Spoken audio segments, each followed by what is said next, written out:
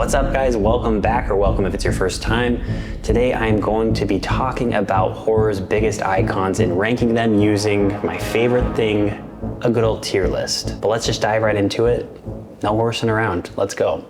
All right, first on the list is Michael Myers, The Shape, which is honestly the perfect way to describe him. He is unlike any of the characters on this list. I think the standout with Michael is that he's not just a big menacing guy with a mask on. He's more of like a force of nature, if that makes sense. I love that in these earlier movies in the Halloween franchise, we don't really know much about his background or his motives. And I think that that is what makes him so scary. You don't really know what his purpose is or why he's doing the things that he's doing. I honestly think sometimes that less is better. That's what makes him so scary. He's just this mysterious man in a pale white mask who cannot be stopped. And when I say less is more, not only does that apply to his story, but also the way that he looks, right? This is a freaking William Shatner, Captain Kirk mask, spray painted white, which is just the funnest story in and of itself. Michael Myers, the mask, his overall look is the most iconic in horror history. Not only does he look great, he is a force of nature. For that, Michael is my #1 draft pick. He is S tier, easily, too easy. He's my favorite. You probably know that if you've ever seen any of my other videos. Next up, we got Jason Voorhees. And I know I was saying earlier that less is more sometimes when it comes to the backstory of these characters, but he's one of the characters on this list that I'm seeing who honestly gets a little bit of empathy from me. And also I think from most audience members. Jason's childhood was tragic. He drowned in the lake. His mother was very unhinged. And he takes this mama boys trope like Norman Bates, but to, I think, a more interesting level. Physically, he's a beast, okay? Jason, his strength is really what sets him apart from most of these people on this list. Michael is up there, right, with the strength and being like a strong force of nature, but Jason he's one of the top ones on this list when it comes to that power.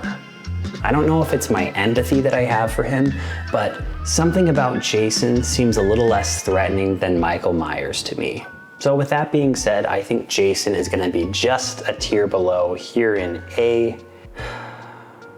All right, next up we got The Leprechaun, and if you haven't seen this franchise or any of these movies, I'll be honest, I haven't seen all of them, but I've seen enough to know exactly what kind of menace we are dealing with here. Honestly, probably one of the most annoying movie characters ever written of all time. I won't lie, sometimes this humor kind of cracks me up, but for the most part, it is just the worst. He's always spitting out these ridiculous rhymes and somehow always manages to be goofy and also very vicious.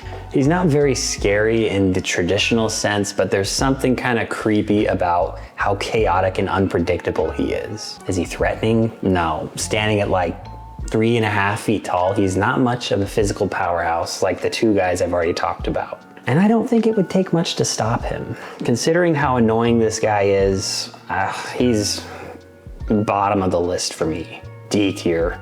Next up, we got Mr. Freddy Krueger, who to me, I think is the most entertaining villain on this list. His creative kills, unforgettable look, and his twisted one-liners make him very iconic and memorable. As the franchise evolved, Freddy transformed from this terrifying dream demon that we see in part 1 and 2 into a little bit more of a goofy guy throwing out these one-liners and turning into more of like a pop culture icon, MTV kind of presence. And let's not forget about the glove. Easily the coolest weapon out of any horror movie ever used. I think something that's terrifying about Freddy Krueger too is that dreams are something that we really don't have much control over. And that dream world, it belongs to him.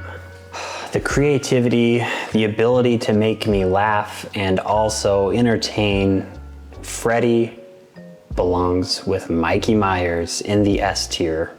Alrighty, next up we have Pennywise the Dancing Clown, my first true fear. This is the first character or movie or really like scary piece of anything that's ever truly terrified me. Granted, I was 6 years old when I first saw the 1990 miniseries with Tim Curry, and even to this day, when I see a storm drain, I just imagine Tim Curry's pale face looking up.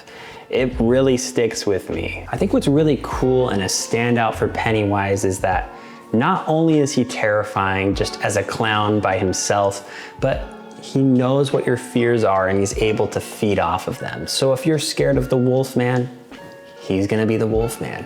If you're scared of germs, maybe he'll turn into a walking germ or a parasite of some sort. But once you know that and you overcome your fear, that's when he loses his power. While this was my first true fear, I'm not going to lean into nostalgia too heavily. I think that Pennywise is probably sitting in the B tier. Next up, we have Art the Clown, who to me is like the equivalent today of what Freddy Krueger was in the 1980s. I think that that comparison probably comes down to a few things for me, which is the scare factor, the shock value, which this movie and Nightmare probably leaned onto this a lot in the 80s, and the absolutely obscene kills, but also a little blend of humor with each of these things, which kind of makes the movies even more twisted. Now let's be clear, A Nightmare on Elm Street and Terrifier, I think, are in two completely different ballparks. Freddy's kills were creative and surreal, a lot of fun practical effects. Art's are just straight up brutal, not for the faint of heart. He's not just creepy, he is diabolical and probably the most evil person on this list. He doesn't just kill people, he torments them, and he acts like he's having the time of his life while he's doing it. And that to me is what makes him so terrifying. On the surface, he is this smiling clown, kind of goofy, but below there is something much darker. We don't know the full lore yet, but we know that there's some type of power or force that he has that allows him to keep coming back. The Terrifier films go so far with the gore and violence that it feels almost wrong to be watching them. There's this uncomfortable, over-the-top violence that makes you wonder, should I even be watching this? But you still keep looking. It's like watching a wreck unfold before your eyes. Art, to me, is terrifying because he represents a kind of horror that's just extreme and very unpredictable. He's not bound by rules or logic. He is just there to cause you pain and enjoy every second of it. He's terrifying, yes, but that doesn't mean he's my favorite. I think Art deserves a spot here in B. Next up on the list, we have another terrifying figure, Leatherface, who has a very unforgettable look and probably the most memorable weapon in horror history, the chainsaw. I think when people think of horror movies or haunted houses or Halloween, a chainsaw is the first thing that comes to their mind, and it's all because of this guy. His presence is brutal and very chaotic, but despite his scary appearance, his physical strength, and the chainsaw, Leatherface doesn't quite stand on his own as some of these other people do. The Texas Chainsaw Massacre leans a little bit more heavily on the family as a whole, and Leatherface to me is just a tool or an extension of them. He's being told what to do by his family members, sure. He's wild, he's got strength, he's a beast. I wouldn't want to run into him. But I think on his own, he's a lot less threatening. For that reason, Leatherface is gonna have to be a C. Next up on the list, we have our boy Pinhead from Hellraiser. A character, to me, who embodies a very unique and different kind of horror. If you haven't seen the Hellraiser movies, the Cenobites are a group of otherworldly beings who feed off of pain and suffering and are disturbing in the concept alone, but Pinhead really just stands above them all. There's something very unsettling to me about how calm he is in the way that he talks and delivers these lines, but is also just very violent the next moment. His appearance is also very iconic and unforgettable. The grid of pins all over his face, the paleness that he has, and just the leather outfit. It's It's kind of sick, man. While horror stories involving otherworldly or alien type creatures can sometimes be a little bit goofy, Pinhead and the rest of his squad in Hellraiser is just, it's kind of freaky. Pinhead is not just scary because of how he looks, but because of what he represents. He may not be as mainstream as Freddy and Jason, but his impact is very notable. I think for this reason, we're gonna go A. Okay, next up we have Annabelle.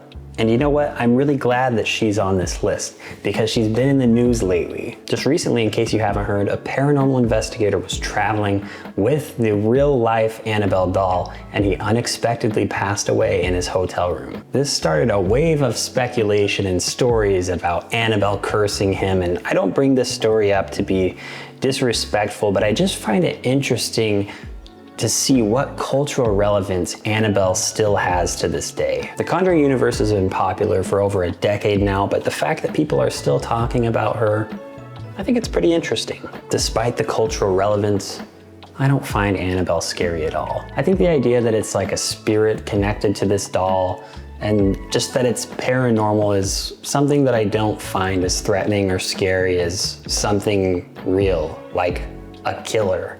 So because I'm not scared of Annabelle and I feel like it's kind of lazy, scary doll. So Annabelle, you were at the bottom of the list, my friend. Last on the list, another friend from the 2000s. We have Billy the Puppet. Let's talk about Billy the Puppet from the Saw franchise. You probably recognize this face whether or not you've seen the Saw movies.